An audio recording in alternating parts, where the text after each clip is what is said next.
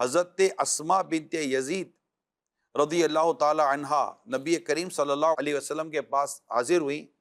عرض کی میں مسلم خواتین یعنی مسلم جو صحابیہ عورتیں ہیں ان کی طرف سے بھیجی گئی ہوں۔ اب یہ نمائندگی کرتے ہوئے آئی ہیں کہ اللہ تعالیٰ نے آپ کو مردوں اور عورتوں سب کے لیے مبعوث فرمایا ہے، اور ہم سب آپ پر ایمان لائیں اور آپ کی اتباع کی، لیکن ہم عورتیں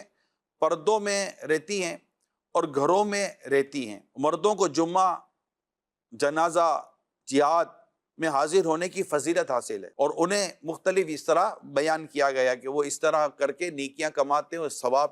کماتے ہیں۔ تو ہم ان کی اموال کی حفاظت اور ان کی اولاد کی پرورش کرتی ہیں جب یہ مختلف امور پر جاتے ہیں۔ اے اللہ کے رسول، کیا ہم بھی اجر میں ان کے ساتھ شریک ہوں گی؟ کیا ہمیں بھی ثواب ملے گا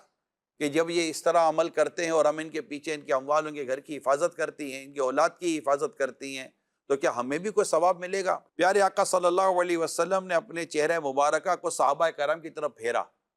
اور فرمایا، کیا تم نے کبھی کسی عورت سے اپنے دین کے متعلق اس سے بہتر سوال کرتے ہوئے کبھی سنا ہے؟ یعنی سوال کی نوعیت کو سمجھیے کہ انہیں جو اتنا اجر و ثواب مل رہا ہے کہ یہ یہاں جا رہے ہیں، یہاں جا رہے ہیں، جماعت سے نمازیں ہیں، جمعہ کی نماز وغیرہ ہے، اور ہم تو یہ نہیں کر پائے گا، ہم تو گھر میں رہتی ہیں، ہم تو پردے میں رہتی ہیں، ہم تو بچوں کو سنبھالتی ہیں، اپنی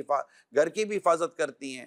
تو ہم تو اس طرح نیکیوں کے ساتھ بات ہو رہی ہے، بات سمجھ رہے ہیں؟ نیکیوں کے ساتھ انہیں اتنی نیکیاں مل رہی ہیں، اتنا ثواب کما رہے، تو ہم کیا؟ یہ کیسی خوبصورت اور کتنی اعلیٰ درجے کی سوچ تھی، اور کسی خوبصورت بات لے کر بارگاہ رسالت میں حاضر ہوئی، اور یہ اکیلی نہیں تھی، اور صحابیات کی نمائندگی کر رہی تھی۔ یعنی سوچ دیکھیے صحابیات علیہم رضوان کی کتنی خوبصورت اور پیاری سوچ، اور اپروچ کتنی زبردست تھی۔ اب اس پر نبی پاک صلی اللہ علیہ وسلم نے کیا ارشاد فرمایا، اب یہ سنیے۔ اے اسماء، جاؤ اور سب عورتوں کو بتا دو کہ تم میں سے کسی عورت کا اپنے شوہر کی بہتر فرما برداری،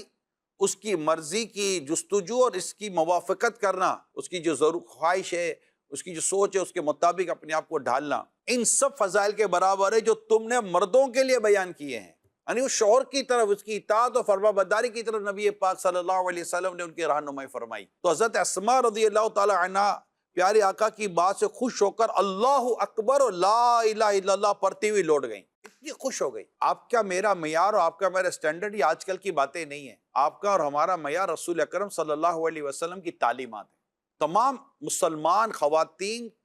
کا جو معیار ہے وہ حضرت ام المومنین عائشہ صدیقہ رضی اللہ تعالیٰ عنہ ہے، ام المومنین سیدتنا خدیجہ الکبریٰ رضی اللہ تعالیٰ عنہ ہے، خاتون جنت بی بی فاطمہ رضی اللہ تعالیٰ عنہ ہے، دیگر امہات المومنین رضوان اللہ تعالیٰ علیہم اجمعین۔ یہ ہمارے اسلامی بہنوں کا معیار ہے۔